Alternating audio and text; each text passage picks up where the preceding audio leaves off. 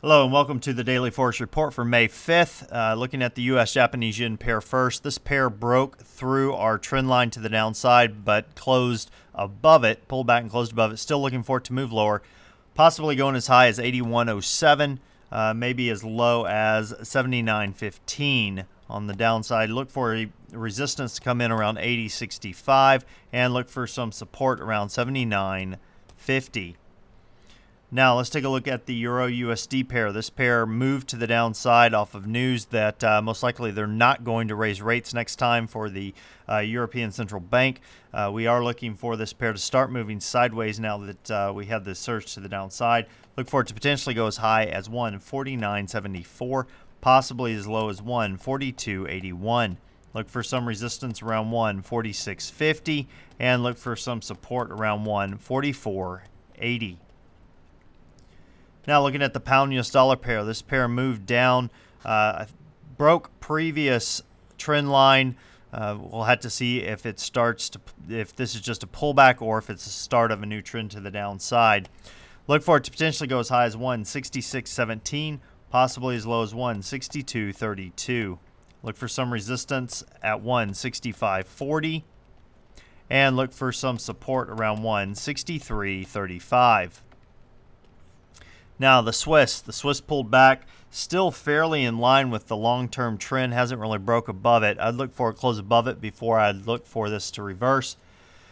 Possibly though going as high as 0.8501, possibly as low as, that's actually reverse, possibly as high as 0.8825, possibly as low as 8501. Look for some resistance around 0.8750 and look for some support around 0.8550. Now, as far as news analysis go, tomorrow we have the net change in unemployment for the Canadian dollar being released for April. It's showing that it has increased from a negative 1.5K to 20.0K. Unemployment rates being released at 7 a.m. Eastern as well for the Canadian dollar. Consensus on that is that it's held at 7.7%. We also have the U.S. releasing their non-farm payroll at 8:30 a.m. Eastern Time. Consensus on that is that things have dropped from 216K to 185K. We also have the U.S. unemployment rate being released. They're showing no change from 8.8%. Now, what am I looking for during this next session? Well, if you take a look at the U.S. Swiss, this pair has created a swing trade opportunity over the past 3 sessions. Looking for it to move to the upside. Let me grab my trend line here. Basically looking for it to break that trend line, which would be a break up to the upside of about 38 pips. Looking for it to go about 42 pips up before hitting previous area of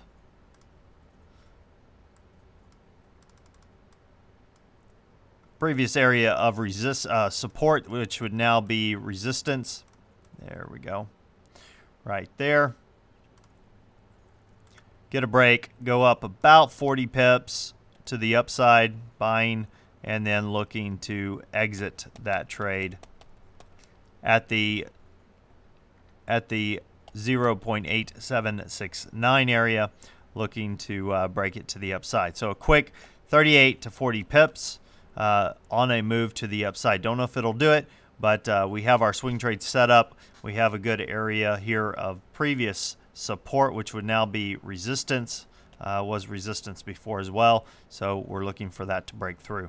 Well, that about wraps us up for today. Until next time, this is Jason Fielder. Good trading.